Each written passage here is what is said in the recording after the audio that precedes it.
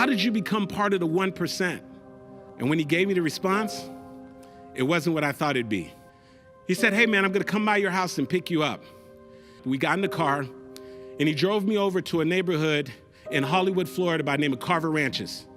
And he drove me down the street and he said, hey man, you see that building over there? He said, I used to live in that unit. He said, it's just over 600 square feet. And he said, Andy, he got real emotional. He said, for 18 years, my mom slept on a green couch in the living room. He said, my mom slept on the couch for so long, my friend, that the couch started to cave in the middle. Me and my brother used to run to the local grocery store and we would get cardboard boxes and we would stick it up underneath the couch so that we can prop it up. The couch was so small that my mom's legs were hanging off on the end of the couch. And he said, my mom didn't know it, but I stood over her that day and I said, one day, I'm gonna get my mom off the couch. He said, at that time I was playing football. And so I started to take the game a little differently because I heard some gentlemen who were in my neighborhood had made it out and became professional players and made a lot of money and were able to help their family. And he said, so I started to show up to football practice earlier than everybody else because I wanted to get my mom off the couch. He said, during practice, I would outwork everybody because I wanted to get my mom off the couch. He said, when practice ended, I would stay there an additional 2 hours and continue to work out because I wanted to get my mom off the couch. He said that commitment, that drive, that work ethic got me a scholarship to the University of Florida. But when I got there, I was sitting on the bench. And he said that there are times when I was sitting on the bench that I thought about giving up, but I didn't because I wanted to get my mom off the couch. And he said, finally, I had an opportunity and they let me into the game. And he said, Andy, I had already made a decision that if I got on that field that I was gonna outwork everybody. And that work ethic, that commitment allowed my friend Eric Rett to break most of the records at the University of Florida. And he got drafted by the Tampa Bay Buccaneers. And one of the very first things that he did was drive down to a neighborhood in Plantation, Florida. And he bought his mom a 4,000 square foot home, 3-car garage, and a big king-size bed. And the most important thing is he got his mom off the couch. And here's what I say to you. You gotta find your green couch in life. You gotta find the things that are gonna make it worth it for you so that you can keep pushing forward. You've got gifts, you've got skills, you've got talents. You need to lend those gifts and those talents to make a major contribution. Get out there and make your mark. This has been Andy Henriquez, and it's been an absolute pleasure to be here. Out of nowhere, she gets a knock on the door.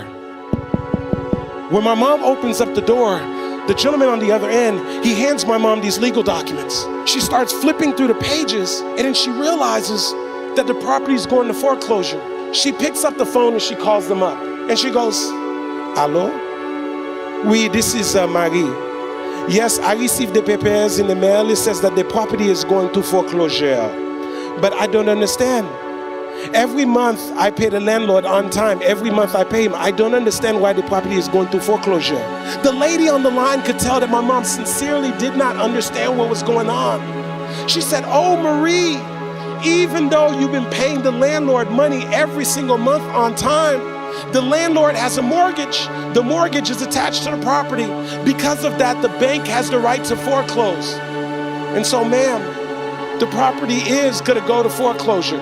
And so my mom asked her, do you think that maybe I can go to the foreclosure sale? Whoever buys the property, I will be a good tenant for them. I will stay in the property. I will pay them the rent. Please, do you think that they will let me stay? And you know what the lady told my mom? She said, ma'am, it's not even worth you showing up. Whoever buys that property is not gonna wanna keep your little restaurant in there. So my mom was devastated. She's like, this is how I take care of my 2 boys. I got all my life savings into this property. And so about 2 weeks later, my mom says, you know what? I know that sometimes you don't just have to listen to what people tell you. My mom shows up to the foreclosure sale.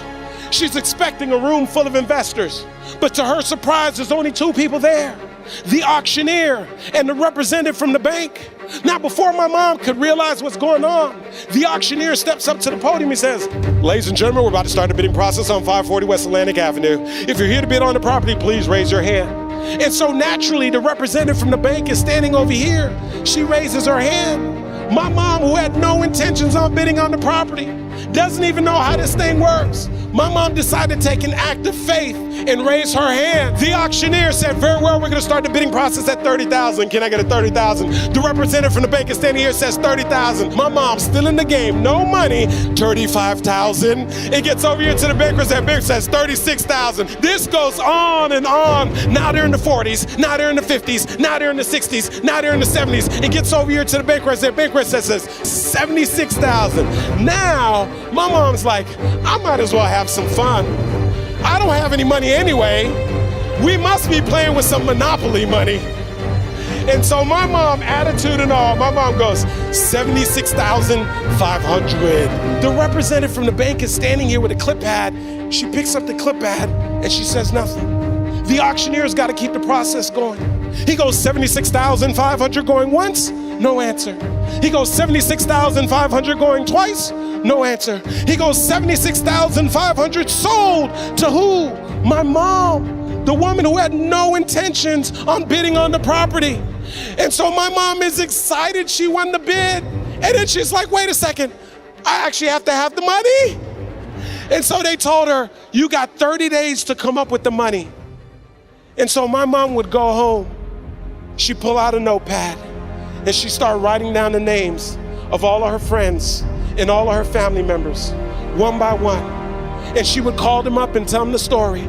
Some would lend her 1,000, some would lend her 2,000, some would lend her 3,000, some lend her 4,000, some lend her 5,000. And she's 3 days away and she's still $30,000 short. And my mom's thinking, maybe this isn't meant to be. And then her telephone rings. And it's her friend Yvonne's. And when her friend calls her up, my mom says, Yvonne's, no, it's too late. I have 3 days, I still need $30,000. Yvonne said, no, Marie, listen, I know you've been calling us, but me and my husband, we've been saving up money to buy a house. We heard you call us, we heard the voicemails. Right now, we've saved up $30,000. We prayed about it, we talked about it, and we want to lend you the $30,000. So my mom would go and get the money from Evo's and all of her friends and all of her family members, and she would drive over to the bank and get a cashier's check. She would get back in the car, drive up to Palm Beach, look at that big, thick cashier's window with the little hole at the bottom. My mom would probably take that cashier's check and slide it through the little hole. And that day, my mom went from being the tenant to being the landlord, all because she was willing to show up. And so here's what I say to you. There are gonna be times that you're gonna be wondering, why should I keep showing up and working my business? Why should I keep picking up the phones and making the phone calls? Why should I keep fighting for my goals and fighting for my dreams? And what I wanna remind you is that you gotta show up for your life regardless of the circumstances.